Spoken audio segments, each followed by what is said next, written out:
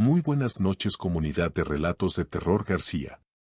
Es un gusto de saludarlos. Los mejores relatos y experiencias y situaciones que ocurren del más allá y lo sobrenatural. Presenta. Historia número 1. El payaso letal. Créditos a su autor. Gabriel Antonio Pombo. Ion Wengesi, destinado a erigirse en uno de los más prolíficos victimarios secuenciales del siglo XX, nació en la ciudad estadounidense de Chicago en el año 1942 en una familia de clase media. Sus padres fueron John Stanley y Marian Gessi. En su niñez fue maltratado por un progenitor alcohólico que solía llamarlo bobo y estúpido. A los 11 años un violento accidente en el cual se golpea la cabeza con un columpio le produce un coágulo cerebral que solo será descubierto 5 años luego de ese suceso. Con el paso del tiempo se destacará como hombre de negocios e integrará organizaciones de apoyo social. Nada hacía suponer que aquel ciudadano honesto, agradable y ejemplar, de baja estatura y regordete, que entretenía a los niños huérfanos u hospitalizados disfrazándose de payaso, personaje que designó con el sobrenombre de Pogo, tenía un costado pavoroso, al extremo tal que sería hallado penalmente responsable de concretar los salvajes homicidios de 33 jóvenes. Se graduó de estudios empresariales y en el año 1968 fungió en calidad de gerente de un restaurante de Iowa. Por ese entonces sufre su inicial arresto acusado de sodomizar a un empleado y de sobornar a un testigo para que lo favoreciera en la ulterior causa judicial. Alarmada al enterarse de ese delito, su esposa, con quien se había casado en 1964, promueve el divorcio. Luego de 18 meses el futuro victimario serial queda en libertad condicional aparentemente recuperado y habiendo dado muestras de buen comportamiento. Tras ello, retorna a Chicago donde contrae segundas nupcias manteniendo oculta su homosexualidad. En realidad su doble vida se le vuelve cada vez más irrefrenable y sale a cazar invertidos por las zonas de encuentros, tanto en las calles como en bares nocturnos. También aborda con proposiciones deshonestas a sus propios empleados, había montado una próspera empresa constructora. Atrae a sus compañeros de juegos equívocos mediante promesas de suministrarles alcohol, trabajo o drogas y, de esa manera, consigue llevarlos al interior de su comercio. Una vez allí buscaba la forma de reducirlos. A tal efecto solía engañarlos fingiendo que les enseñaría trucos de magia para liberarse de grilletes y esposas. Cuando cerraba esos artefactos metálicos en torno a las muñecas de sus desprevenidos compañeros se prevalecía de su estado de indefensión y procedía a violarlos y torturarlos sádicamente. Les recitaba pasajes bíblicos mientras los mantenía amarrados. Finalmente, los asesinaba a través de maniobras de estrangulamiento utilizando a tal fin sus manos, o sirviéndose de trapos o corbatas. La ola de crímenes culminó cuando el 12 de diciembre de 1978 el comerciante y payaso deviene investigado a causa de la desaparición del adolescente de 15 años Robert Past. La policía obtiene una orden judicial y allana su residencia dentro de la cual localizan diversos artículos vinculados con otras desapariciones de jóvenes homosexuales. El 22 de diciembre de ese año terminó por confesar la autoría de sus homicidios. Declaró que su asesinato primerizo databa del año 1972 y aceptó haber dado muerte a 33 individuos señalando la ubicación en donde yacían 28 de los cadáveres. Los investigadores rastrearon su propiedad y bajo los tablones del piso encontraron esos restos humanos. Las otras 5 víctimas las habría arrojado al río Des Plaines. Al cabo de su juicio penal lo hallaron culpable y se le impuso la condena de muerte. Su ejecución se llevó a efecto el 10 de mayo de 1994 en la penitenciaría de Stateville, en Crest Hill, Illinois, a través de una inyección mortal. No expresó remordimiento alguno por sus tenebrosas hazañas y se supo que, a guisa de palabras postreras, le espetó a los guardias que lo conducían rumbo a la sala de ejecución: bésenme el trasero. Nunca encontrarán a los demás. Una numerosa multitud se agolpó en las afueras del edificio carcelario dando cima a un espectáculo desagradable. Los concurrentes dieron vítores una vez que supieron que la sentencia se había cumplido. No faltaron los vendedores callejeros que aprovecharon la sórdida ocasión para vender camisetas impresas con el rostro del reo ejecutado, e incluso toscas reproducciones de sus cuadros sobre payasos. En el curso de su prolongada estadía en la cárcel, John Wayne Gacy se manifestó como un artista en ciernes. Era un pintor aceptable y resaltaban sus óleos con motivos circenses, en especial, figuras de payasos. Estos lo obsesionaban y le valieron los motes de payaso asesino o payaso letal. Le obsequió una de esas obras pictóricas al eminente criminólogo Robert K. Ressler, quien lo entrevistó durante el mes de mayo de 1992 y escribió sobre él en sus libros. El condenado también resultaría objeto de estudio por cuenta de la connotada especialista en psiquiatría criminal doctora Helen Morrison. A esta profesional le cupo el extraño honor de que las autoridades de la prisión donde el reo pasó su tiempo final le entregaran para su análisis el cerebro del asesino, el cual aún hoy día permanece en su poder dentro de un frasco que contiene líquido conservante. Historia número 2. Los vampiros de Satán. Créditos a su autor. Gabriel Antonio Pombo. Daniel y Manuela acostumbraban vagar por los cementerios en ruinas y por los bosques. Dormían dentro de ataúdes y disfrutaban con esa sensación. Por entonces ella era delgada y se teñía de rubio los cabellos, en tanto él lucía bigote y barba recortada. En su alocado delirio la chica imaginaba que no era su marido quien la abrazaba cuando estaban sentados sobre las lápidas, durante las noches de plenilunio. En vez de Daniel, era un alado esqueleto diabólico quien le posaba una garra en su hombro, aferrándola con su huesudo brazo. Al principio nada más se trataba de fantasías. Sin embargo, con el tiempo, los jóvenes esposos se convencieron de estar poseídos. Creyeron que Satán les impartía órdenes, susurrándoles desde las sombras, mientras bandadas de murciélagos rondaban sobre ellos. Durante el día trabajaban fingiendo perfecta normalidad. Pero en cierto momento, tan grande fue su extravío que, al llegar la noche, se vestían enteramente con ropa de color negro y sus respectivos sombreros. Ya dentro del cementerio, los jóvenes góticos encendían velas sobre las tumbas e imploraban a Satanás para que los convirtiese en vampiros humanos. Creían que solo asesinando para las fuerzas del mal lograrían transformarse del todo en vampiros reales. Así fue como en el año 2001, en la pequeña localidad alemana de Bochum, tuvo efecto un extraño y horroroso crimen. A lo largo de su sensacional proceso penal, ventilado al siguiente año, los acusados, el joven matrimonio formado por Daniel y Manuela Ruda, trataron de justificar su delito invocando haber recibido órdenes superiores provenientes del propio demonio. También mencionaron frases de famosos ocultistas como Anton Leddy y Aleister Crowley, buscando de tal suerte ofrecer una perturbada explicación a su brutal homicidio. Y es que el salvaje asesinato perpetrado por los cónyuges Ruda fue uno de los más repugnantes y besánicos que la mente humana soporta imaginar. La presa humana del desalmado dúo devino ultimada en el mes de julio de 2001. Se trató de Frank Hackert, de 33 años, compañero de trabajo y amigo de Daniel Ruda.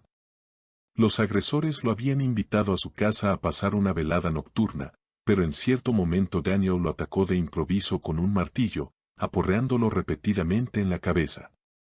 Manuela colaboró impidiendo la huida del atontado y desesperado Hackert asestándole frenéticas cuchilladas en el corazón antes de que éste pudiera trasponer la puerta en entrada.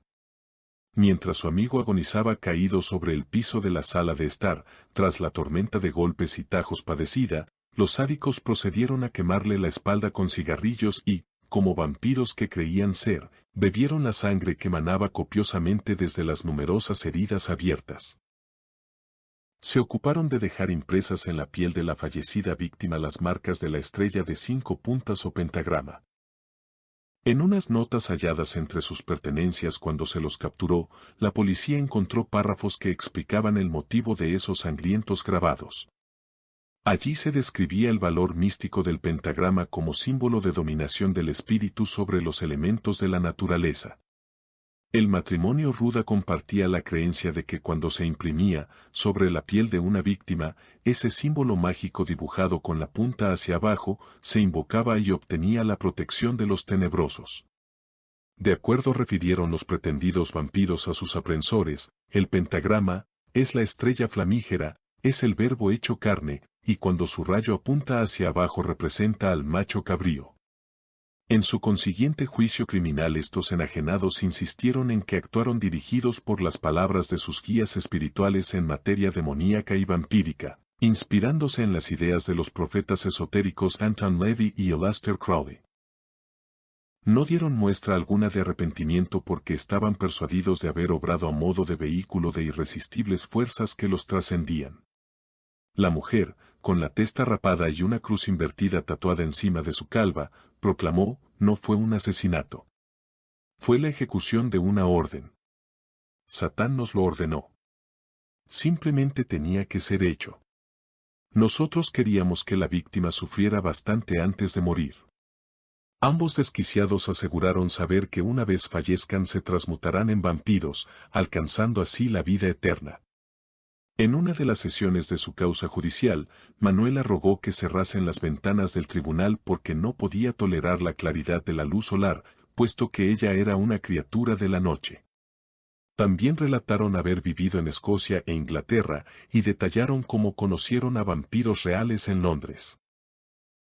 La asesina, en especial, refirió que 2 años antes de cometer el crimen había pactado con el diablo, a quien entregó su alma en estricto acatamiento de los compromisos asumidos. El demencial asesinato por el cual fueron condenados era parte ineludible del convenio satánico arribado con el príncipe de las tinieblas.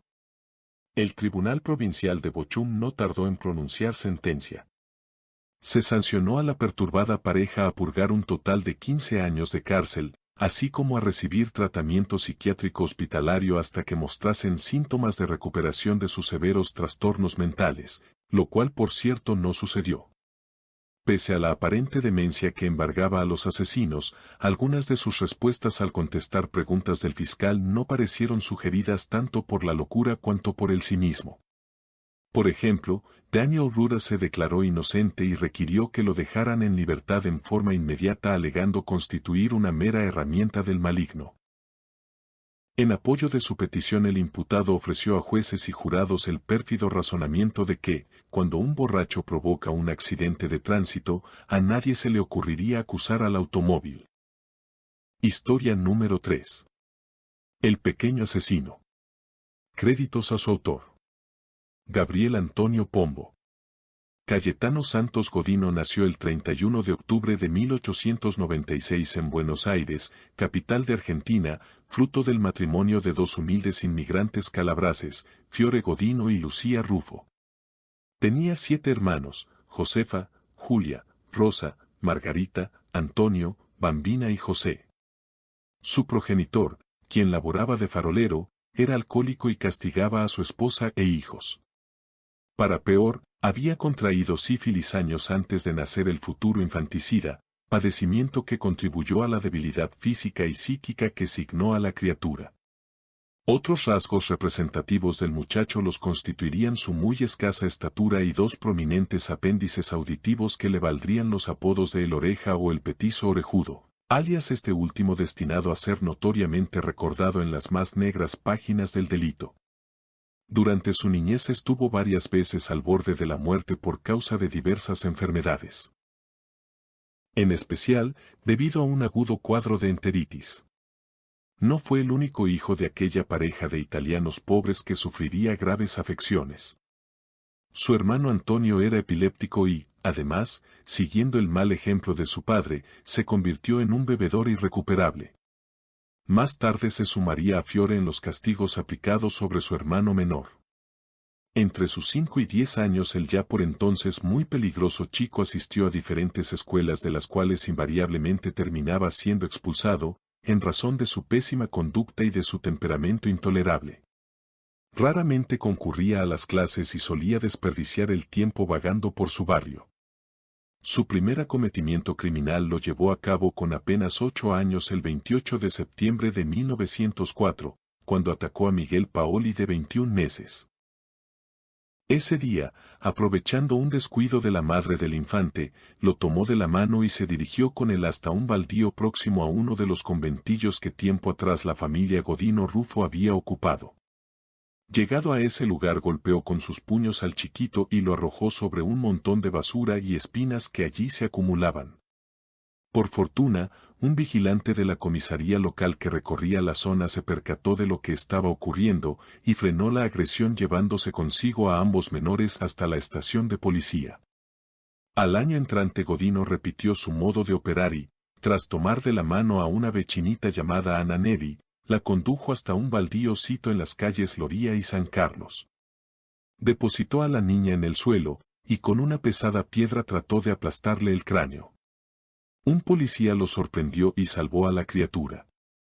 Llevaron al ofensor a la comisaría, pero insólitamente lo dejaron libre esa misma noche. Cayetano tenía un socio con el cual cometía pequeños hurtos, Alfredo Terzi. Era su único amigo, lo cual no impidió que, en un arranque de ira, apalease bárbaramente al hermanito de su cómplice, golpeándolo en la cabeza con saña, ataque que estuvo a punto de costarle la existencia al herido. En marzo de 1906, con menos de 10 años, el chico captura en la esquina de las calles José María Moreno y Rivadavia a una niña de 18 meses y la encamina hacia un terreno baldío. Allí la asfixia hasta quitarle la vida. Luego sepulta el cadáver en una zanja y lo cubre con latas, escombros y basura. Este inicial asesinato no trascendió y recién sería confesado por el matador luego de su arresto. Con 10 años el infantil maníaco se lanza a una vertiginosa escalada de violencia. Sus padres no pueden con él y se destaca por torturar animales y producir incendios. Hastiado por los continuos problemas que le trae su hijo, el farolero Fiore lo denuncia a las autoridades, y se lo recluye en un reformatorio en la Alcaldía Segunda División durante 2 meses a partir del 5 de abril de 1906. Una vez salido del correccional, lejos de regenerarse, proseguirá con su sucesión de crímenes. El 9 de septiembre de 1908 secuestra en la puerta de su hogar a Severino Caló de 22 meses. Lo conduce hacia una acequia de caballos donde sumerge al infante dentro de una tina procurando ahogarlo. Un empleado se percata de la dramática situación y alerta al dueño del corralón. Entre ambos hombres trabajosamente sacan del agua al niño y aprehenden al atacante, quien intentaba escapar. Detenido en la comisaría, al día siguiente lo devuelven a su madre. El 15 de septiembre de ese año quema al menor de 20 meses Julio Bote, aplicándole un cigarro encendido en uno de sus párpados. Logra huir, pero varios vecinos lo identifican y se vuelve conocida su peligrosidad. Se libra de tener que enfrentar a la justicia porque los progenitores de la víctima no lo denuncian. El 14 de diciembre el juez de turno ordena su encierro en la colonia para menores infractores de Marcos Paz, correccional donde permanecerá recluido a lo largo de 3 años. Allí aprende a escribir toscamente y, asimismo, se adiestra en la práctica de nuevos delitos. Además, los castigos de que resulta objeto lo tornan más irrecuperable aún, y cuando recobra su libertad su sed de sangre está en apogeo. El 17 de enero de 1912 provoca un incendio en el corralón situado en las calles Corrientes y Pueyrredón. Oculto tras un árbol contempla la intensa labor de los bomberos y disfruta con el caos creado. El 26 de enero de 1912 tiene efecto el suceso policial que el periodismo de la época calificó el crimen de la calle Pavón. Arturo Laurora de 13 años fue la víctima, y su cadáver apareció dentro de una casa deshabitada emplazada en dicha calle. Cuando tiempo después se capturó a Cayetano se pensó que era culpable de ese homicidio, pues llegó a confesar la comisión del reato. No obstante, prevalece la teoría de que el desgraciado Laurora fue ejecutado por la Mano Negra, organización delictiva dedicada al tráfico de mujeres y adolescentes. El posterior ataque del petizo orejudo devino el 7 de marzo de aquel año contra la niña Reina Bonita Vainikov de 5 años. El joven criminal lanzó fósforos encendidos sobre el inflamable vestido que lucía la pequeña, la que en breves segundos se convirtió en una tea ardiente. Fueron estériles los esfuerzos de un valiente vigilante que se arrojó encima de ella tratando de apagar el fuego con una manta. La desgracia se cebó ese día con la familia Vainikov recayendo también sobre el abuelo de la nena. El anciano vio a lo lejos a su nieta envuelta por las llamas y cruzó la calzada corriendo sin mirar para socorrerla, al tiempo que un automóvil lo atropelló cegándole la vida en el acto. El 8 de noviembre siguiente Godino rapta, mediante engaños, al menor Roberto Russo en la puerta de la casa de este. En un baldío de la calle Quinto Bocayuba lo agrede cuando previamente lo había amarrado con cuerdas que portaba a tal fin. Fue sorprendido en su ataque y detenido, pero una vez más escapó impune. Luego de solo sufrir 4 días de arresto, el magistrado dispuso su liberación el 12 de noviembre. El error judicial costaría caro a la sociedad. El 16 de noviembre el diabólico adolescente agredió a la niña Carmen Guitoni, a quien había conducido hasta un baldío de las calles Chiclana y Funes.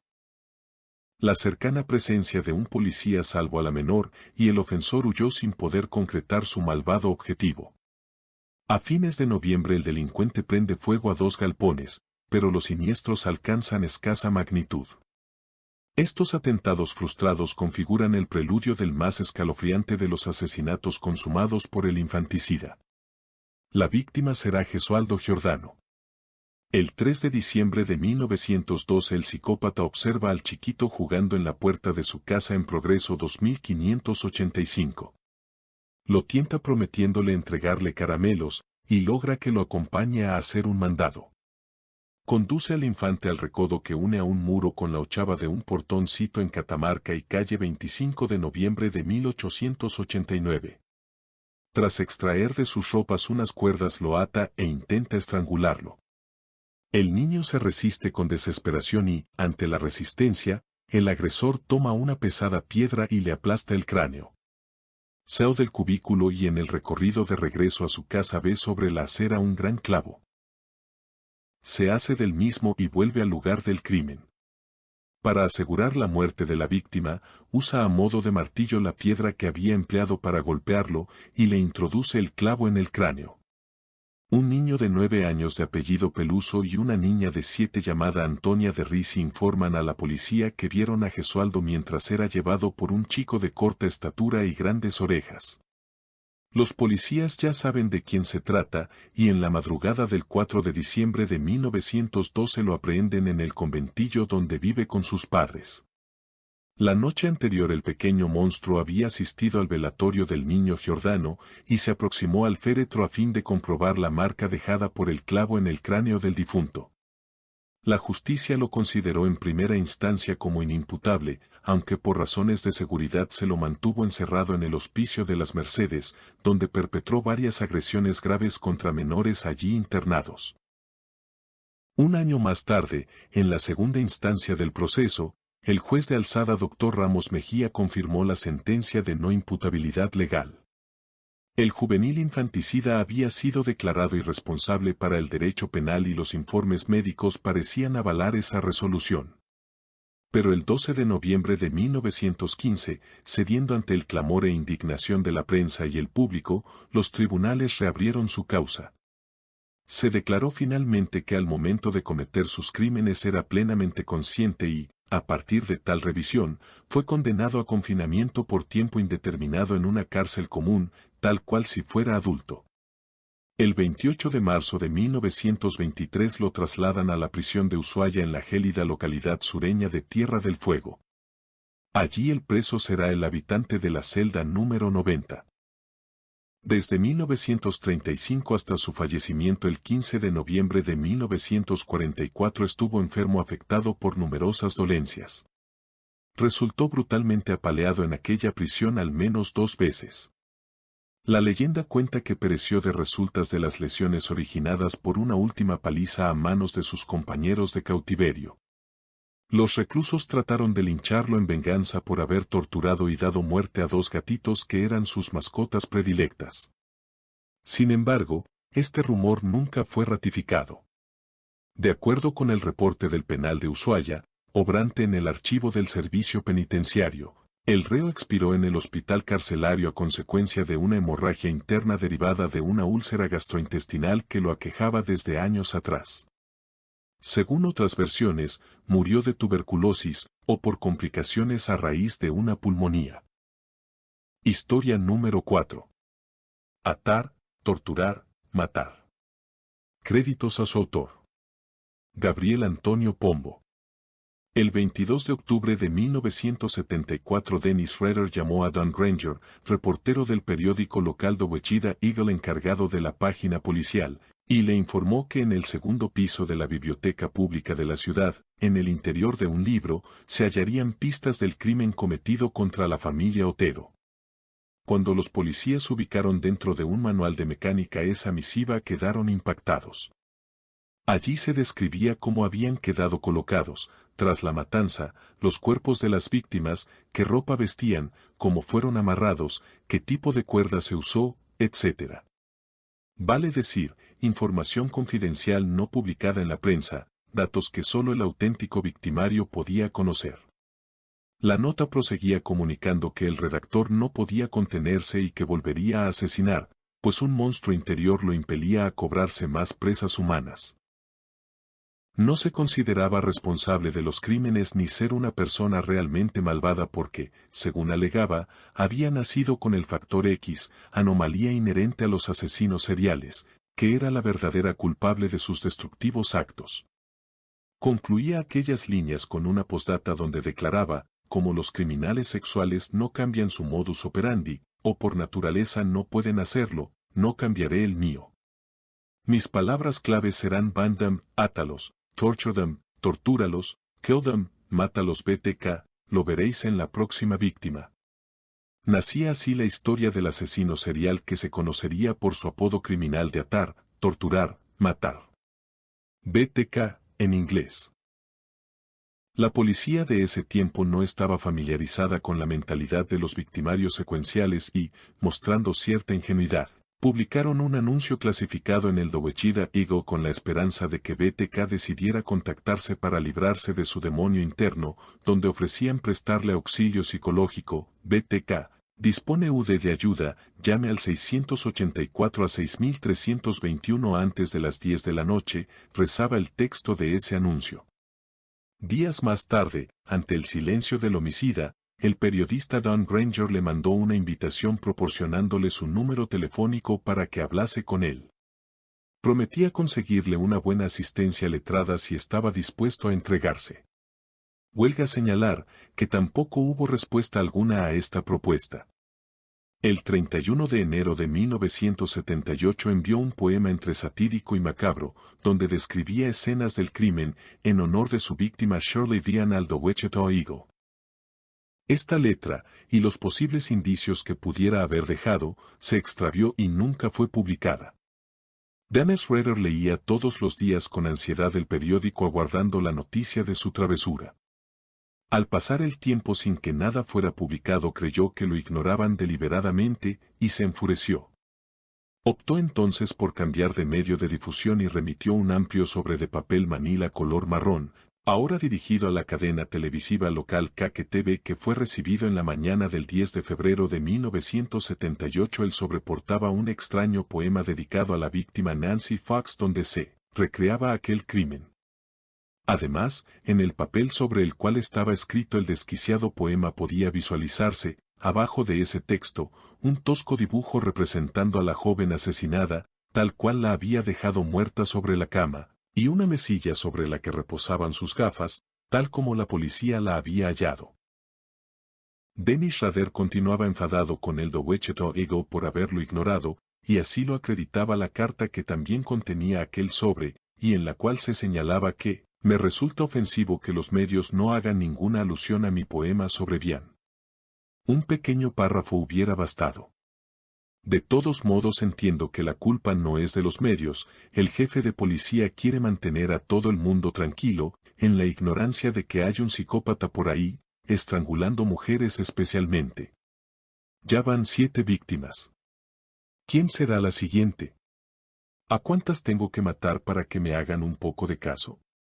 ¿Los policías no se dan cuenta de que todas esas muertes están vinculadas? Ha llegado la hora de ponerme un nombre, ya llevo 7 víctimas y quedan muchas más por llegar. ¿Me gustan estos, y a vosotros? El estrangulador BTK, el estrangulador de visita, el estrangulador poeta, el garrote fantasma. Estas inequívocas pruebas de que el criminal hablaba en serio determinaron al por entonces jefe de la policía de Wichita, Richard Lomanian, a alertar a la población anunciando que un homicida en serie estaba al acecho. En la tarde de ese 10 de febrero de 1978 convocó a una rueda de prensa. Los habitantes de Wichita y sus alrededores entraron en pánico y la compra de sistemas de protección en las viviendas se multiplicaron. Irónicamente, la empresa de alarmas en la cual trabajaba Dan Schroeder hizo su agosto pues, al igual que otras compañías de seguridad, alcanzó récords en sus ventas. De paso, el asesino aprovechaba su labor como colocador de alarmas y agente privado de seguridad para recorrer las calles con la camioneta de la empresa. Así, portando el uniforme laboral gracias al cual alejaba sospechas, iba recabando pacientemente información útil a fin de saber en cuáles casas era más fácil entrar clandestinamente para consumar sus perversos fines, qué mujeres vivían solas, cuáles eran sus horarios, si tenían pareja o hijos menores y, en fin, innumerables y valiosos datos que con suma minucia registraba a la espera del momento más apropiado para perpetrar sus nuevas tropelías. A la larga, el afán de notoriedad que imbuía a este cruel ultimador secuencial fue lo que cavó su fosa. El 16 de febrero de 2005 llegó a los estudios de KQTV un paquete remitido por BTK conteniendo una carta, una joya y un disquete que Dan Schroeder había grabado confiadamente. El jefe de la policía de Wichita, Kenny Landwehr, no podía creer lo que estaba viendo, no daba crédito a su buena suerte. Llamó enseguida a Randy Stone, el informático de la división, quien rodeado de ansiosos policías no tardó en encontrar un rastro, el de la iglesia luterana de Wichita, y un nombre, Dennis. Teclearon en Google y supieron que se trataba de Dan Schroeder, presidente de esa congregación eclesiástica. Luego de 31 años de cacería al fin la presa estaba a su alcance. El próximo paso consistió en aproximarse con disimulo a su residencia de Park City donde vieron estacionada la camioneta Grand Cherokee negra que había sido usada por la persona que dejó el paquete, y que las cámaras de seguridad exteriores de la cadena televisiva KQTV habían captado, aunque sin identificar la matrícula del rodado ni al conductor, dada la mala calidad de las imágenes. Para asegurarse, los detectives cotejaron muestras de ADN de la hija casada de Dan Schroeder con las muestras seminales halladas en enero de 1974 sobre el cadáver de la niña Jaci Otaro. Las muestras coincidían sin dejar lugar a dudas. Se detuvo al asesio BTK el 25 de febrero de 2005 cuando volvía a su casa para almorzar. Al ver descender del coche policial a los agentes, el delincuente identificó al jefe de estos y le saludó con aparente despreocupación. Hello, Mr. Landwehr. Tras varias horas de interrogatorio en la estación de policía confesó sus crímenes, regocijándose en los detalles morbosos. La prolongada noche de terror que asoló a los habitantes de Wichita durante 31 años había llegado a su fin. Historia número 5.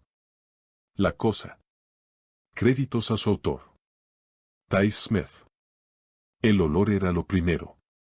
Un hedor espeso, caliente, que se pegaba a la piel y entraba a los pulmones como si fuera humo. No era solo olor a podrido, era algo peor. Un aroma, agrio, como carne vieja mezclada con tierra mojada. El hombre avanzó entre los tallos secos del maizal, sintiendo la humedad pegajosa en el aire. En el pueblo siempre contaban historias sobre este lugar. Decían que algo vivía ahí, algo que no era hombre ni bestia. La cosecha fue un fracaso, su familia tenía hambre. No quedaba comida, no quedaba esperanza. Así que había entrado al maizal a buscar lo que pudiera, aun sabiendo que no debía. Y entonces lo escuchó. No eran los sonidos normales del campo. No era el viento, ni los insectos. Era algo más, algo viscoso se arrastrara sobre la tierra. Se quedó quieto. Un segundo antes, todo sonaba vivo. El viento entre las hojas, los grillos. Ahora, nada. Solo su respiración, pesada, con ese olor inmundo llenándole la nariz. Y después, los tentáculos. Negras, enormes, salieron de entre los tallos como si siempre hubieran estado ahí, esperándolo. Se retorcían en el aire, goteando un líquido oscuro que al tocar la tierra la hacía chisporrotear, como si la quemara. El hombre sintió el impulso de correr, pero sus piernas no respondieron. Un ruido lo hizo girar. «Papá, ¿qué es eso?» El niño estaba ahí. Pequeño, delgado, con los ojos abiertos como platos.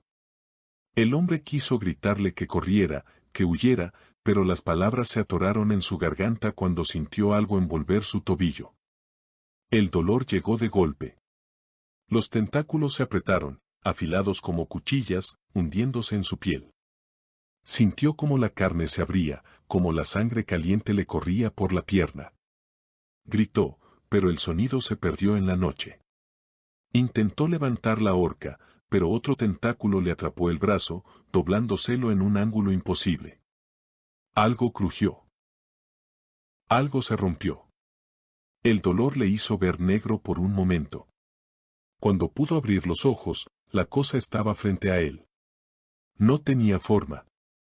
Era una masa negra, palpitante, con una boca llena de dientes irregulares, filosos, demasiado grandes para caber ahí dentro. Chorreaba un líquido espeso, espumoso, que caía al suelo como saliva venenosa. Y tenía ojos, muchos ojos. Ojos humanos. Algunos abiertos, otros podridos, otros que parecían llorar sin párpados. Ojos que miraban en todas direcciones, como si fueran almas atrapadas dentro de la cosa. El hombre trató de moverse, pero los tentáculos lo levantaron, sujetándolo como si fuera un muñeco de trapo. Y entonces, la criatura habló. No fue un sonido normal. No fue una voz. Fue dentro de su cabeza, algo que no se podía escuchar, pero que helaba la sangre.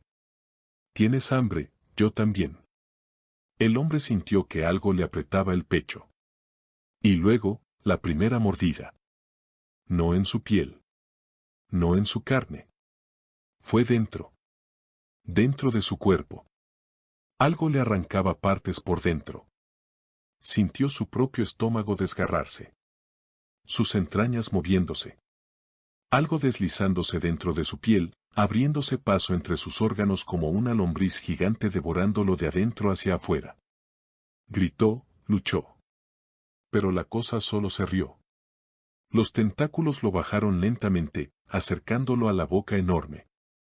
Y entonces, el niño gritó. «Papá». La criatura se detuvo. Se giró lentamente hacia el niño, como si apenas lo notara. Los ojos del hombre se abrieron con terror. No. No. Juntó todo lo que le quedaba de fuerza y clavó la horca en la boca de la bestia. Un chillido llenó el aire. Los tentáculos lo soltaron. El hombre cayó de rodillas, temblando, con sangre saliéndole de la boca. Pero había fallado. Porque cuando miró hacia su hijo, solo vio tentáculos envolviéndolo. Solo vio una boca abriéndose. Solo escuchó el grito ahogado de su niño. Y luego, nada. Nada más que la risa de la criatura, mientras la oscuridad lo tragaba todo. Historia número 6. Experiencias reales. Créditos a su autor. Ty Smith. Era una noche oscura, la patrulla avanzaba lentamente por la misma calle tranquila de siempre, pero algo en el aire había cambiado. De repente, la radio emitió un sonido extraño, como si algo interfería. Unidad 12, reporte de actividad anómala en la casa de la calle Martín. Luces que parpadean de manera errática y se escuchan ruidos extraños provenientes del segundo piso. Procedan con precaución. Damián y yo nos miramos en silencio, un escalofrío recorrió mi espina dorsal. Sabía que no podíamos dejarlo pasar. ¿Vamos? Pregunté, ya sabiendo la respuesta. Vamos, dijo Damián. Al llegar a la casa, todo estaba cubierto por una niebla espesa que parecía emanar de las paredes mismas. Las luces del segundo piso parpadeaban como si algo las controlara desde adentro. Esto no me gusta, dijo Damián, mirando hacia el segundo piso. Nos acercamos a la puerta, que se encontraba entreabierta. Subimos las escaleras con nuestras linternas alumbrando la oscuridad, una luz brilló brevemente, más rápido de lo que los ojos podían seguir. ¿Lo oíste?, preguntó Damián. Un sonido, seguido de un arrastre, vino desde el piso superior, algo se deslizaba por el suelo. Nos miramos, sabíamos que no había vuelta atrás. Vamos, dije con determinación, aunque la incomodidad me estaba comiendo por dentro. Avanzamos por el pasillo, el sonido se hacía más cercano, una sombra se movió frente a nosotros, un lamento bajo, se escuchó. ¿Qué fue eso?, gritó Damián. No lo sé, pero algo no está bien, respondí, mi pulso acelerado y la sensación de ser observados crecía a cada segundo. Algo, o alguien, nos observaba desde las sombras. Una figura femenina apareció en una de las puertas. Su rostro estaba, deformado por el dolor. Su boca se abrió emitiendo un lamento desgarrador. Antes de que pudiéramos reaccionar, desapareció. ¡Corre!, grité, tomando a Damián del brazo y arrancándolo del lugar. Corrimos hacia la patrulla, el corazón latiendo con fuerza. Cuando arrancó el motor, no pude evitar mirar hacia atrás. En el retrovisor veía la imagen de la mujer borrosa, que nos seguía. Damián, con la mirada fija en el espejo, dijo: «No mires atrás. No lo hagas». La radio estalló de nuevo, pero mi voz temblorosa apenas podía articular palabras. «Falsa alarma», murmuré, aunque sabía que la alarma que habíamos sentido era todo menos falsa. Historia número 7. El duende. Créditos a su autor. Ty Smith. Fabián y Lía se habían mudado recientemente a una casa en el campo. Al principio, todo parecía tranquilo. La casa, rodeada de vastos campos y bosques, les ofrecía la calma que buscaban lejos del bullicio de la ciudad. Sin embargo, pronto comenzaron a suceder cosas extrañas. Oscar, su hijo, quien cada mañana despertaba con nuevas marcas en la piel. Arañazos profundos, como si algo lo hubiera arañado con garras, aparecían de la nada. Al principio, pensaron que el perro de la familia, Thor, podría estar causándolas al jugar de forma brusca, pero a medida que los días pasaban, las heridas de Oscar empeoraban. «Thor, ¿qué te pasa?», decía Lía, preocupada, mientras observaba las marcas en las piernas de su hijo. Oscar lloraba al despertar, pero no lograba recordar cómo habían aparecido las heridas. Fabián intentaba tranquilizarla, restando importancia al asunto. «Es solo que Thor es un perro grande, Lía. No hay de qué preocuparse, se está acostumbrando a la casa». Pero las heridas de Oscar se volvían cada vez más profundas y la preocupación de Lía crecía. Los arañazos no solo aumentaban en número, sino que también se extendían por su cuerpo. A pesar de sus intentos por culpar al perro, algo comenzaba a hacerle dudar. En la tercera noche, después de que Oscar se había quedado dormido, un silencio extraño y pesado llenaba la casa. La luna llena iluminaba el jardín y el viento apenas silbaba entre los árboles. Fue entonces cuando algo raro ocurrió. Thor, el perro, quien normalmente era fiel y protector, se quedó parado en la entrada del jardín, mirando hacia las sombras con una expresión tensa y temerosa. Un extraño sonido rompió el silencio. Fabián, alarmado, se levantó de la cama y abrió la ventana del cuarto, mirando al jardín. No vio nada, pero la sensación de ser observado era inconfundible. Fue entonces cuando, en la oscuridad del jardín, una figura pequeña emergió entre las sombras. Era baja, apenas alcanzaba el tamaño de un niño, pero su forma era grotesca, con una piel arrugada que parecía vieja y podrida.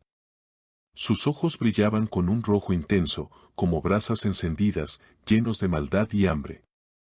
La criatura se movía con una agilidad asombrosa, saltando y desplazándose con rapidez, como si estuviera disfrutando de un juego macabro.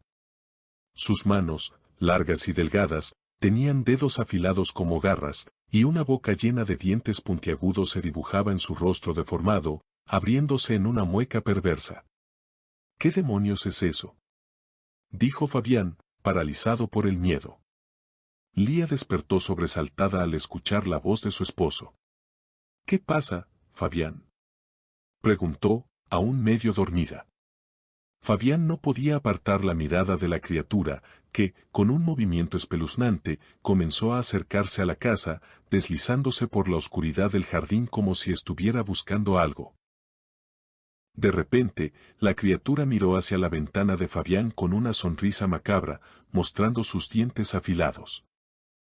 «Lía, corre», gritó Fabián, y sin pensarlo, abrió puerta rápidamente.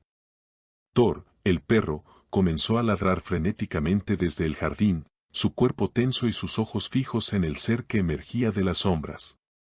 El perro, antes fiel y protector, mostraba ahora un terror. Sus instintos le decían que algo monstruoso se acercaba, pero era tarde. Con un rugido gutural, el duende se lanzó hacia la casa, sus ojos rojos brillando con furia. Fabián, paralizado por el miedo, apenas reaccionó antes de que la criatura saltara hacia él. Pero fue Thor quien, en un impulso de protección, saltó primero. Se abalanzó sobre el duende, mordiendo con fuerza sus brazos delgados, mientras las garras de la criatura arañaban su pelaje con una velocidad letal. La lucha fue violenta, el sonido de los mordiscos y los gritos del perro se mezclaban con los rugidos del ser malévolo. La criatura, sin embargo, parecía disfrutar del tormento. Con un rápido movimiento, le clavó sus garras en el abdomen de Thor, desgarrando su piel en un baño de sangre. El perro ladró una última vez, pero el duende lo había atrapado. Con un giro brutal, arrancó una de sus patas traseras, dejando que la sangre saliera a chorros, bañando la tierra oscura del jardín. Fabián intentó intervenir, pero el duende lo esquivó con una agilidad sobrenatural y lo empujó con una fuerza descomunal, dejándolo caer contra el suelo. Mientras Thor agonizaba, Fabián, lleno de desesperación, intentó levantarse, pero algo frío y malévolo le rozó el cuello. Con un grito ahogado, Fabián sintió como una garra se hundía profundamente en su carne. La criatura lo levantó del suelo con una facilidad espantosa, y sus ojos brillaron con una malicia incansable. Antes de que pudiera reaccionar, el duende le arrancó el corazón con un movimiento brutal, dejándolo morir en el acto. La sangre brotó de su pecho, empapando la tierra como un río rojo. El sonido de la muerte de los dos era ahogado por los lamentos de Oscar, quien desde su habitación no comprendía lo que ocurría, pero sentía que el horror lo rodeaba. Lía, aterrada, observaba todo desde la ventana, pero no pudo reaccionar. El duende, tras haber terminado con Fabián, se giró hacia el niño, con una mirada aún más siniestra. Con una agilidad terrible, el ser saltó hacia la ventana, atravesando el cristal con facilidad, y en un abrir y cerrar de ojos, estaba junto a Oscar. Lía intentó gritar, pero el miedo la paralizó. Oscar lloraba, sin poder comprender lo que pasaba, mientras la criatura lo tomaba con sus garras afiladas. El niño gimió, pero en su rostro no había más que terror, pues sabía que no podría escapar. La criatura se llevó al niño en sus brazos, desapareciendo en las sombras de la noche, mientras Lía, completamente fuera de sí, caía al suelo gritando desesperada. La policía acudió tras la llamada de un vecino. La casa estaba llena de marcas de sangre y rastros de lucha. Thor yacía sin vida en el jardín, y a un lado el cuerpo destrozado de Fabián, las huellas de garras aún estaban frescas en las paredes. En el informe pusieron que el perro había atacado a su dueño, pero muchas cosas no encajaban. No se explicaban qué había pasado. Lía fue encontrada días después, completamente desquiciada, vagando. Su mente había colapsado, incapaz de recordar con claridad los eventos de esa noche. Solo repetía una y otra vez, entre lágrimas, el nombre de su hijo. Oscar, ¿dónde estás, hijo mío? Historia número 8. Experiencias reales. Narrada. Anónimo. Créditos a su autor. Ty Smith. Era una noche oscura en la alcaldía de Tlalpan y mis hermanas y yo caminábamos por las calles vacías. Todo estaba tan tranquilo, casi demasiado, como si el mundo hubiera dejado de moverse. La feria ya se sentía lejana, pero aún escuchábamos sonidos de risas y música distantes. A medida que avanzábamos, vimos a lo lejos a un charro montado en un caballo negro. No entendí bien por qué, pero de alguna forma nos sentimos acompañadas, como si su presencia nos diera un poco de seguridad. Pero conforme avanzábamos, el charro se fue acercando, y su figura se iba haciendo más nítida. De repente, chifló, y cuando miramos de nuevo, algo extraño sucedió. El caballo ya no estaba allí. En su lugar, había un burro, pero no era un burro cualquiera. Tenía una pata como la de un guajolote y la otra como la de una cabra. El miedo me invadió al instante, como si mi cuerpo ya supiera lo que venía. Sin pensarlo, comenzamos a correr. No sé cómo llegamos a casa tan rápido, pero parecía que volábamos, el miedo nos impulsaba. Una vez dentro, cerramos la puerta de golpe y nos metimos bajo las cobijas, pero el miedo no desapareció. Desde debajo de la cama, empezaron a sonar cadenas arrastrándose lentamente. El sonido era tan claro, tan real, que me paralizó. No sé cómo describirlo, pero esa noche nunca se me olvidó. Historia número 9. Los murciélagos. Créditos a su autor. Ty Smith. No salgas, Eric, es peligroso, te lo estoy diciendo en serio. Gritó Eliane, temblando de miedo mientras miraba cómo su hermano se acercaba a la ventana de la vieja casa. No es nada, Eliane. Seguro que es solo un animal. Voy a ver qué está pasando afuera, no te preocupes. Respondió Eric, su voz sonando desafiante, como si no entendiera el peligro que acechaba.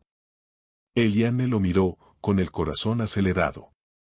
El viento soplaba con fuerza esa noche, y desde hacía días, los extraños ruidos en el pueblo no dejaban de aumentar.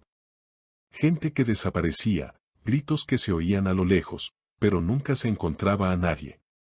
Solo cadáveres, con marcas profundas en el cuello, como si algo los hubiera desangrado.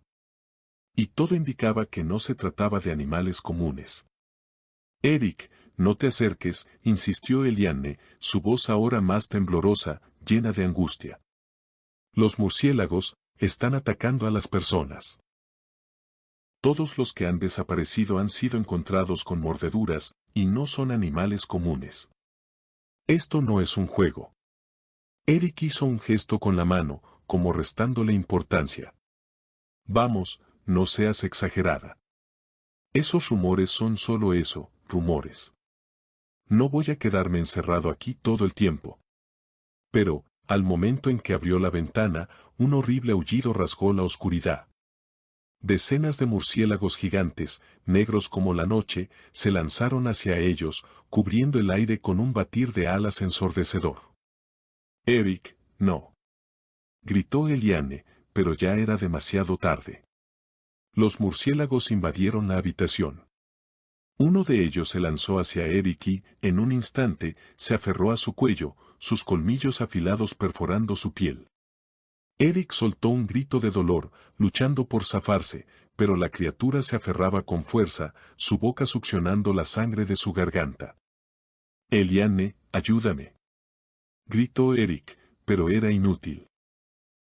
La manada de murciélagos se abalanzó sobre él, cubriéndolo, su cuerpo rápidamente desangrándose.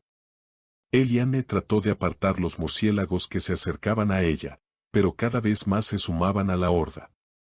En la confusión, pudo ver a dos figuras más en la esquina de la habitación, cuerpos inertes, ya sin vida, cubiertos de heridas.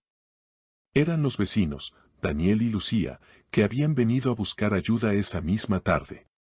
Habían caído antes que Eric, víctimas de la misma plaga. Daniel. Lucía. Gritó Eliane, pero no hubo respuesta. Los cuerpos estaban mutilados, sus rostros en una expresión de terror eterno. De sus cuellos colgaban los restos de sangre que ya no fluían. Los murciélagos seguían atacando, y en un instante, Eliane sintió como uno de ellos se posaba sobre su rostro, desgarrando su piel con sus garras. El dolor fue insoportable. Intentó apartarlo, pero la criatura la sujetaba con tal fuerza que no podía moverse. No. No voy a ser uno de ustedes. Gritó Eliane, luchando por no caer en la desesperación, pero la sensación siendo drenada lentamente la hacía sentir más débil. Su respiración se volvió más pesada, mientras su cuerpo comenzaba a temblar. Sabía que si no hacía algo pronto, se convertiría en una de ellos. En ese momento, el último de los murciélagos la mordió en el cuello. El aire se volvió espeso, y las sombras parecían envolverla por completo. El último grito de Eliane se ahogó en la oscuridad, mientras su cuerpo caía al suelo, desangrado y vacío. La casa quedó en silencio, solo el zumbido de las alas de los murciélagos sonando en la noche. Historia número 10. ¿Sabías que en Sultún se esconde un calendario maya que desmintió el fin del mundo? Créditos a Históricamente Paranormal. En el corazón indómito del Petén guatemalteco, donde la selva lo cubre todo y el pasado late bajo la tierra húmeda, un hallazgo borró uno de los mitos más repetidos del siglo XXI, que los mayas habían predicho el apocalipsis para 2012. No fue una pirámide ni un tesoro. Fue una habitación pintada, olvidada durante más de 1000 años. El hallazgo. En 2011, el arqueólogo William Saturno, Universidad de Boston, y su equipo exploraban el antiguo sitio maya de Sultún, descubierto en 1915 pero ignorado durante décadas. Allí, bajo capas de lodo y raíces, encontraron una estancia rectangular cuyas paredes estaban cubiertas de murales, glifos y números astronómicos pintados en rojo y negro. Era como entrar en la mente de un astrónomo maya. El mensaje de los números. En esas paredes había cálculos de ciclos lunares, el movimiento de Venus y Marte, y complejas cuentas de bactunes y catunes, las enormes unidades del tiempo sagrado maya. Pero lo más sorprendente, el calendario se extendía miles de años hacia el futuro. Nada de destrucción en 2012. Nada de fin del mundo. Solo la continuidad de los ciclos, como un río que nunca deja de fluir. El taller del contador de soles. Todo indica que esta habitación fue el taller de un escriba real. Allí, con la paciencia de quien conversa con el cielo, registraba los ritmos del universo para guiar rituales, cosechas y ceremonias. La lección de Sultún. En 2012, la revista Science y National Geographic publicaron este descubrimiento como una de las joyas de la arqueoastronomía maya. No era solo historia escrita en piedra, sino un recordatorio vivo. El tiempo no se acaba. Respira. Y cuando lo hace, comienza otra vez. El verdadero fin del mundo no es cuando llega la oscuridad, sino cuando dejamos de mirar al cielo. Historia número 11. La bruja de la cabaña. Créditos a Históricamente Paranormal. En lo profundo de un bosque antiguo y olvidado, donde la niebla se enreda entre los árboles como hilos de plata, se alzaba una cabaña olvidada por el tiempo. Sus paredes de madera, carcomidas por los años, cuentan historias de antiguos moradores que ya no pisan este mundo. Una noche, bajo el fulgor de una luna llena que se asomaba curiosa entre las nubes, una figura encapuchada se acercó a la cabaña. La puerta que crujía con cada ráfaga de viento, se abrió sin resistencia ante la presencia del extraño visitante. Dentro, la cabaña cobraba vida. Sombras danzaban en las paredes al ritmo de una vela que parpadeaba, como si el fuego mismo contara una historia. La figura se despojó de su capa, revelando ser una joven bruja, heredera de secretos arcanos y magia ancestral. Con una simple oración, invocó a los espíritus del bosque, pidiendo su guía para un hechizo que solo podía realizarse esa noche, cuando el velo entre el mundo espiritual y el terrenal era más delgado. Los espíritus, antiguos como el mismo bosque, se materializaron en formas etéreas flotando en el aire cargado de misterio. La bruja comenzó su ritual, y mientras lo hacía, la cabaña se transformaba. Las paredes temblaban y el suelo se cubría de un musgo luminoso que formaba antiguos símbolos. El aire se llenaba de un canto sin voz, una melodía que parecía venir de las profundidades de la tierra. Al culminar el hechizo, un silencio sepulcral cayó sobre la cabaña. La bruja, con una sonrisa de satisfacción, sabía que había logrado lo imposible, había abierto un portal al mundo de los espíritus, uno lleno de maravillas y terrores que ningún mortal había presenciado. Con un último vistazo a la cabaña, que ahora parecía más vieja y sabia, la bruja cruzó el umbral hacia lo desconocido, dejando atrás al bosque que pacientemente esperaría su regreso o el de otro aventurero que osara descubrir sus secretos. Y así, la cabaña en el bosque permanecía, un guardián silencioso de historias y magia, esperando el próximo capítulo que se escribiría en sus paredes centenarias. Historia número 12. El caso Grembrier, el fantasma que ayudó a atrapar al hombre que la mató. Créditos a Históricamente Paranormal. El 23 de enero de 1897, el Vasona Haster de Louisburg, Virginia Occidental, apareció muerta en las escaleras de su casa donde vivía con su marido. Su cuerpo fue descubierto por un vecino, un niño de unos 11 años que habitualmente ayudaba en las tareas de Elba. Cualquier persona que lea estas líneas puede pensar que esto es algo muy común en muchas partes del mundo, pero este caso sacudió los cimientos del sistema judicial de Estados Unidos, ya que fue el único caso en el que la palabra de un fantasma ayudó a resolver un crimen y condenar a un asesino. Su hija solo tenía 23 años en el momento de su muerte. Sin embargo, Mary Jane Astor no pudo soportar ver cómo el cuerpo de su joven hija Elba yacía sin vida. Esto ocurrió a finales de enero de 1897, Elba Sona Haster fue enterrada en el cementerio local cerca de Greenbrier, Virginia Occidental. Para Mary Jane la muerte de su hija llegó demasiado pronto, pero también misteriosamente. El médico forense declaró que la causa de la muerte fue por complicaciones en el parto. Pero Sona, como prefería que la llamaran, no se encontraba dando a luz cuando ella murió. De hecho, la mujer ni siquiera estaba embarazada.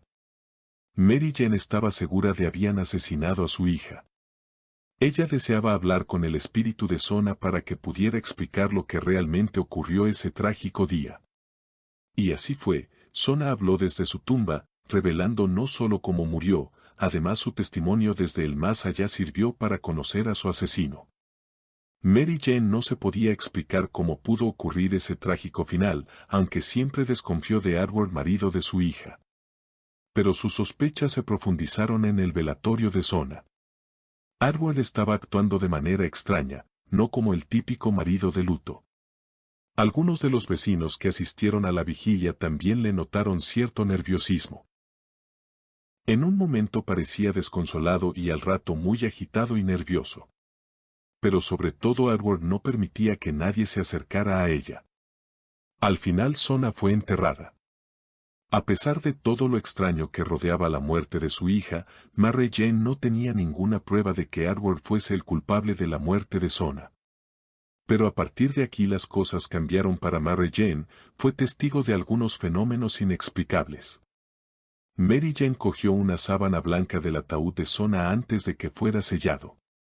Pensó que Edward debería tener ese recuerdo, pero él se negó a aceptarlo.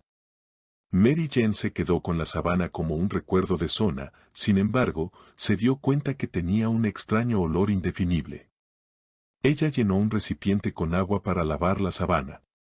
Cuando sumergió la sábana, el agua se volvió de color rojo, como si fuera sangre.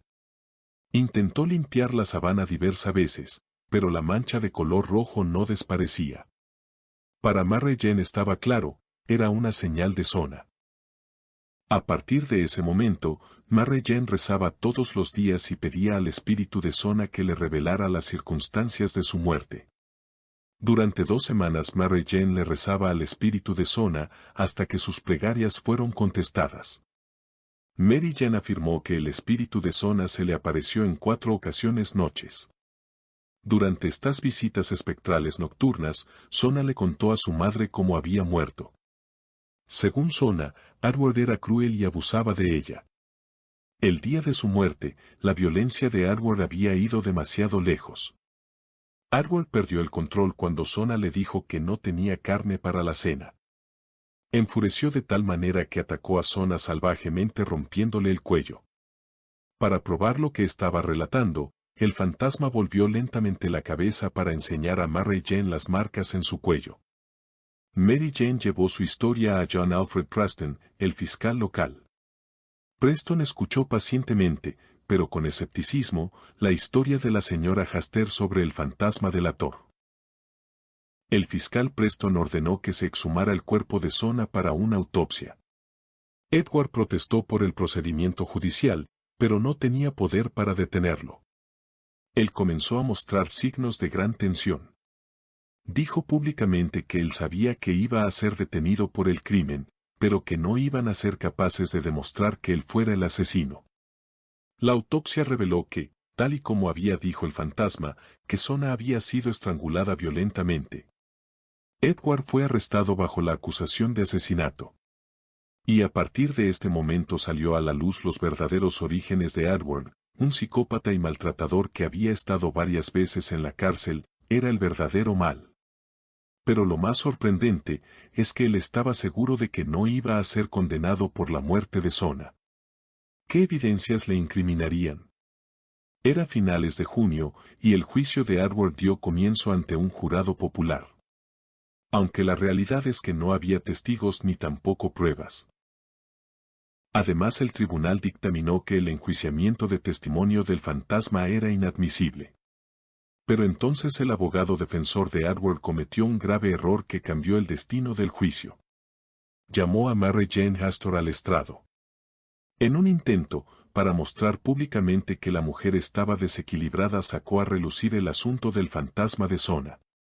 Sentada enfrente del jurado, Mary Jane contó la historia de cómo el fantasma de Sona se le apareció y acusó a Edward de su propio asesinato. Y pasó lo que nunca antes había ocurrido. El jurado creyó la versión de Mary Jane y dictaron un veredicto de culpabilidad por el cargo de asesinato. Edward fue sentenciado a cadena perpetua. Murió el 13 de marzo de 1900 en la penitenciaría Mountsville, Virginia Occidental. La sorprendente historia ocurrió realmente, convirtiéndose así en un caso paranormal que sacudió los cimientos de la justicia norteamericana. Historia número 13. Reptilianos en el Amazonas. Créditos a Históricamente Paranormal. Mi abuelo Manuel Estebao era un pescador nacido en 1889 y murió en 1984. Yo tenía solo 11 años cuando nos dejó. Él solía decir que cuando era joven, alrededor de sus 20 y tantos años, le gustaba pescar durante el amanecer porque es cuando el pez se acerca a la superficie. Preparó cuidadosamente su máquina de coser, atándola firmemente desde un extremo del río. Al amanecer volvió cargado de suficientes peces. Mi abuelo era un hombre extremadamente curioso y contaba una historia sobre gente que vivía en un lugar que solo él conocía. Siempre observó los extraños movimientos de la gente al otro lado del río y notó que algunos de ellos se bañaban exactamente a las 5 de la mañana. Uno de esos días, decidió acercarse con su canoa para averiguar quiénes eran estas personas porque, según él, no había otro pueblo en un radio de muchos kilómetros que no fuera el suyo propio.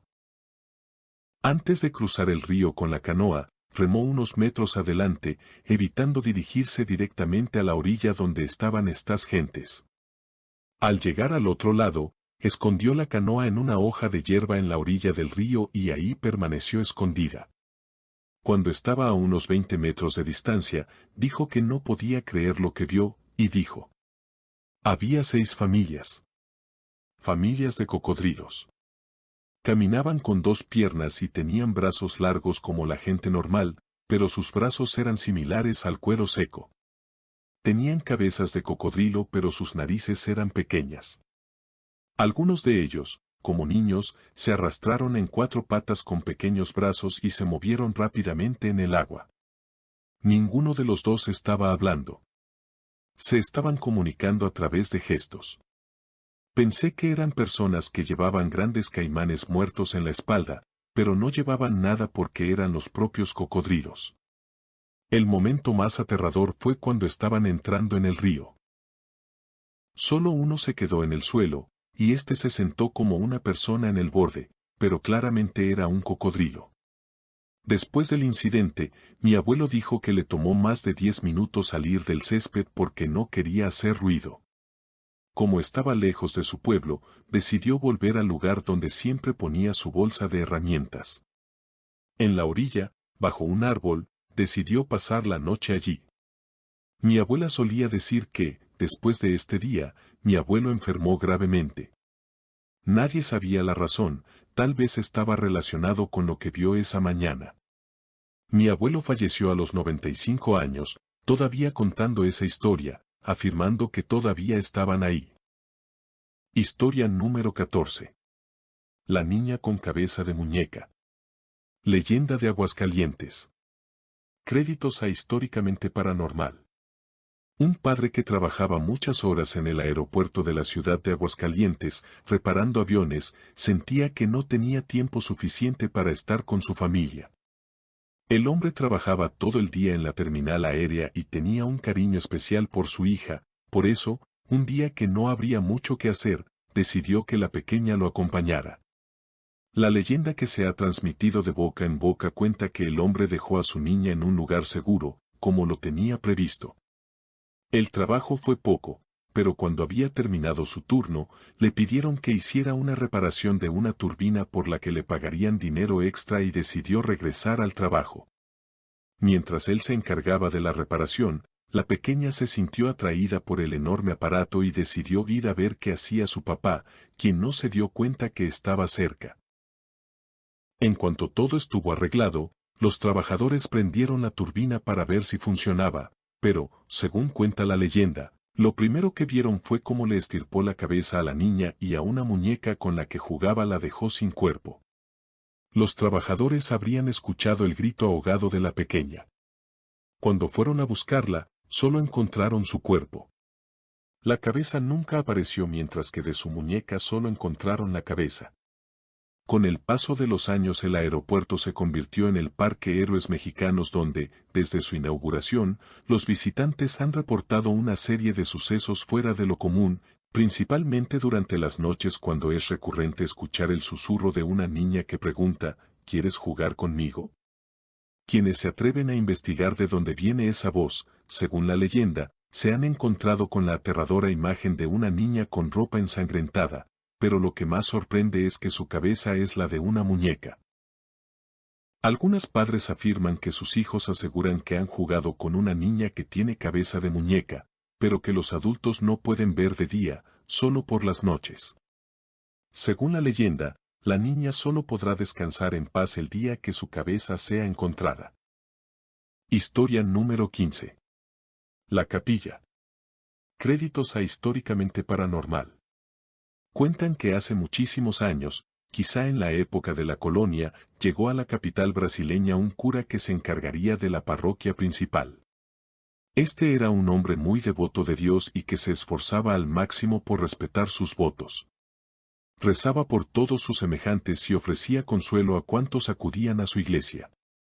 Un día, se presentó en la confesión una mujer hermosísima cubierta con un velo. Cuando los ojos del sacerdote se posaron en ella, sintió que una súbita pasión lo consumía por dentro y tuvo miedo. La joven, que no era temerosa de los oficios religiosos, se dio cuenta de esto y no tuvo reparos en tentar al sacerdote. Todos los días se presentaba en el templo y le lanzaba miradas ardientes, que por más que él trataba de ignorar, se fueron haciendo un hueco en su mente y su corazón. Y al sentir aquello se sentía atormentado, pues sabía que estaba incurriendo en uno de los peores pecados. Ella ya estaba casada con alguien más y él había jurado dedicar su vida a Dios.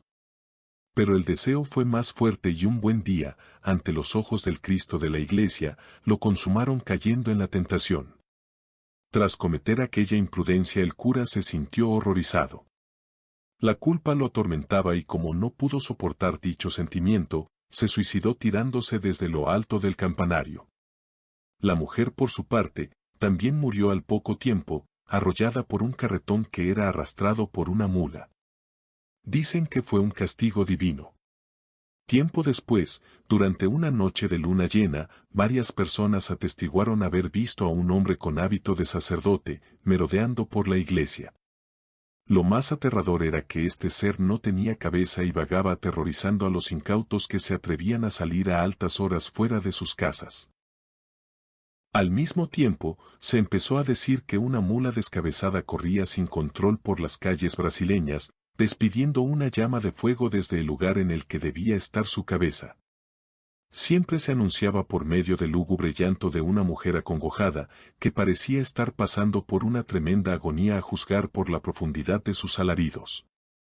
Se dice esta fue la forma que aquella mujer tan malvada adoptó tras la muerte, pues al no descansar en paz tenía que quedarse en la tierra a expiar sus pecados. Se le aparece sobre todo a las mujeres que se comportan mal, asustándolas como castigo a sus malas acciones. Las adúlteras en especial, son las que más deben temer a la mula descabezada, pues si ésta las alcanza podría pisarlas hasta la muerte.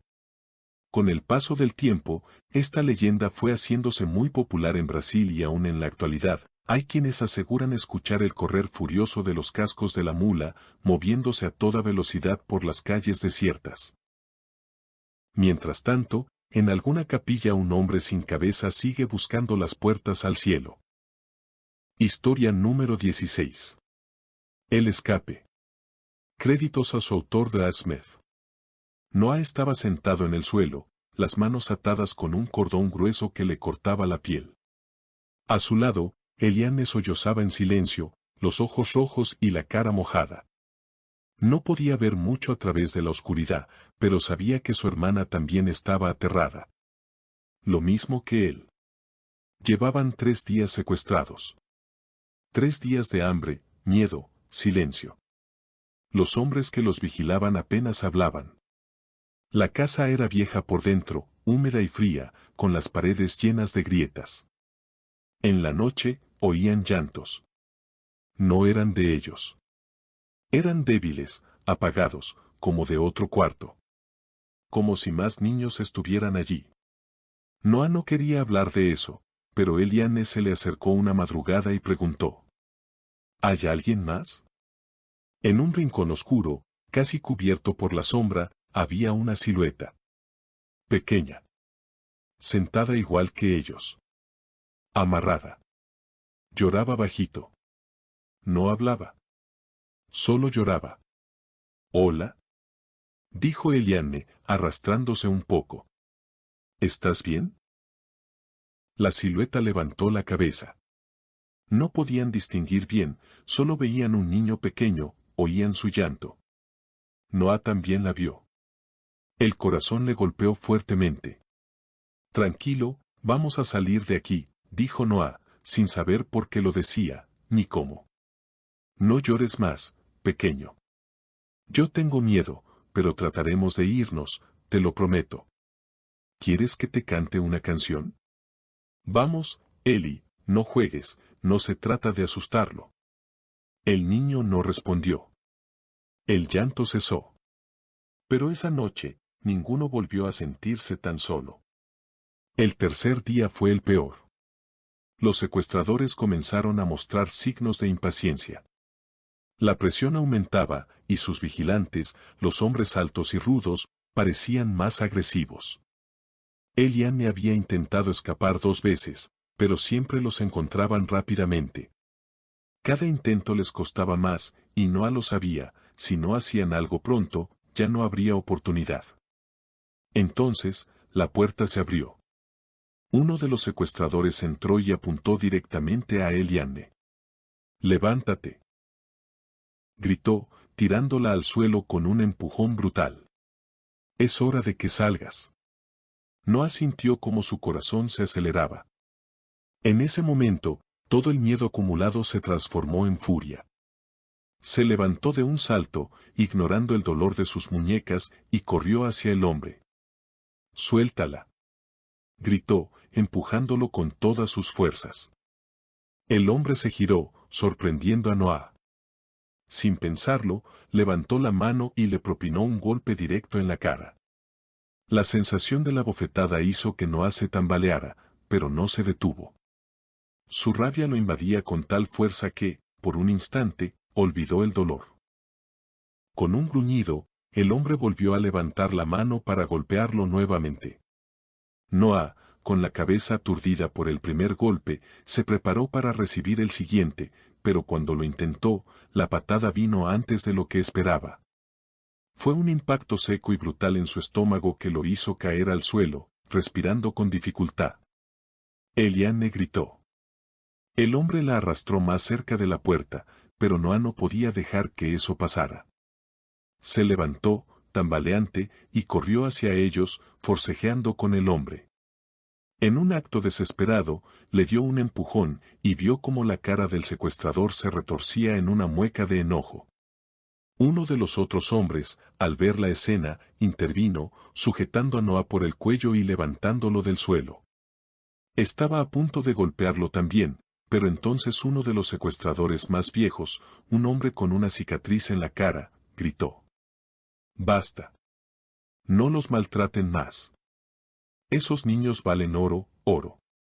No podemos perderlos». La advertencia se escuchó en el aire. El hombre soltó a Noah, quien cayó de nuevo al suelo, sintiendo el peso de la violencia en su cuerpo.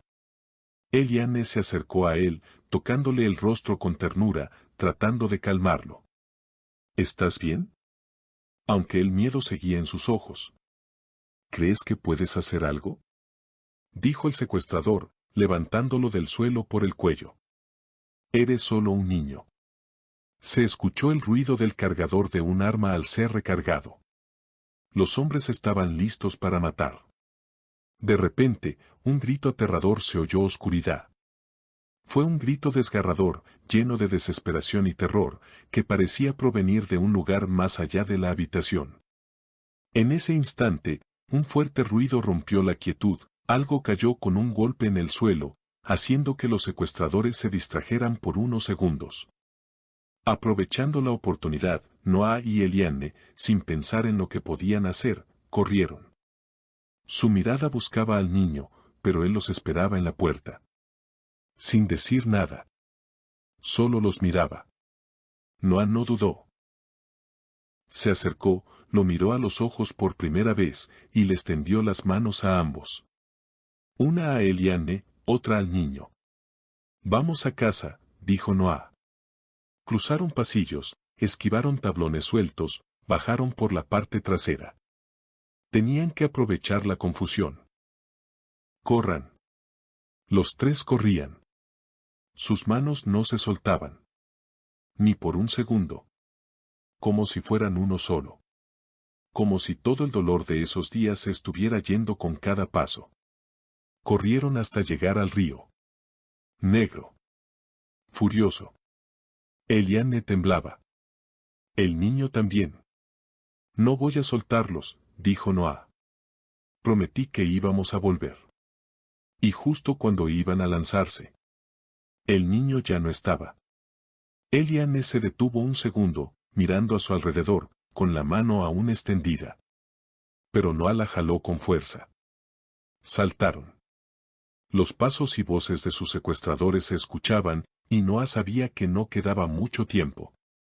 El agua fría los golpeó con fuerza, arrastrándolos como si fuera un monstruo invisible. El sonido de los disparos se desvaneció por un momento, pero la corriente los empujaba lejos de la orilla, sin darles tregua. De repente, Noah sintió que algo se movía a su alrededor. Una sombra. La corriente arrastraba su cuerpo, pero su mente estaba fija en Eliane. Intentó gritarle, pero el agua le llenaba la garganta, lo hacía ahogar. Miró hacia abajo, y fue entonces cuando vio algo que lo dejó sin aliento. «Eli. Agárrate de mí», gritó desesperado, viendo cómo su hermana luchaba por mantenerse a flote. Un ruido extraño y lejano se escuchó tras ellos, y de pronto, una silueta apareció en medio de la niebla que cubría el río. El niño los miraba fijamente. Y justo cuando los secuestradores comenzaron a disparar nuevamente, la silueta desapareció. Solo quedaba el agua, turbulenta y furiosa, rodeándolos. Eliane gritó, pero fue absorbida por el agua. Noah la alcanzó, tomó su brazo y la arrastró hacia la orilla. Solo cuando ambos tocaron tierra firme, el sonido de los balazos cesó. La tormenta de disparos dejó de escucharse. Y luego, los gritos cambiaron. Se escucharon gritos desgarradores. Maldición esa. Después, el sonido de algo siendo arrastrado, sumergido. Balas y de pronto. Algo, los había alcanzado. Noah apenas se atrevió a voltear. Entre la neblina, entre la espuma del agua, creyó verlo otra vez, al niño. De pie, en la orilla. Viéndolos. Y luego, nada. Salieron del río como pudieron. Exhaustos. Temblando. Ensangrentados. Caminaron sin hablar hasta ver su calle. Hasta ver su casa. La abuela los abrazó llorando, sin preguntar nada al principio. Solo lo sostuvo, como si al fin pudiera respirar después de un infierno. Más tarde, la policía investigó. Encontraron la casa. Hallaron restos de cuerpos. Cuerpos pequeños. Juguetes enterrados. Dientes. Ropa diminuta. En el río, hallaron lo que quedaba de los secuestradores. Brazos, piernas, torsos flotando. La policía nunca resolvió el caso completamente. Aunque las muertes de los secuestradores fueron atribuidas a los cocodrilos, nunca se pudo encontrar una respuesta definitiva para el extraño suceso. Nadie entendió por qué no lograron alcanzarlos, pero el misterio quedó sin respuesta. Y para Noah y Eliane, eso ya no importaba. Estaban juntos, y eso era todo lo que importaba. Esa noche, después de todo lo que sucedió, Noah y Eliane se sentaron junto al río, las estrellas brillando sobre ellos. ¿Crees que alguna vez olvidaremos? Preguntó Eliane, su voz suave recargando en el hombro de su hermano. Noah la miró, y por un momento, no dijo nada. Solo la tomó de la mano, como siempre lo hacía. La niña, pese a todo lo que habían vivido, aún era su mayor preocupación. En su rostro, aún veía el reflejo del miedo de aquella noche, pero también la fortaleza que había crecido entre ellos, la fuerza que se daban mutuamente. Nunca lo olvidaremos, Eli.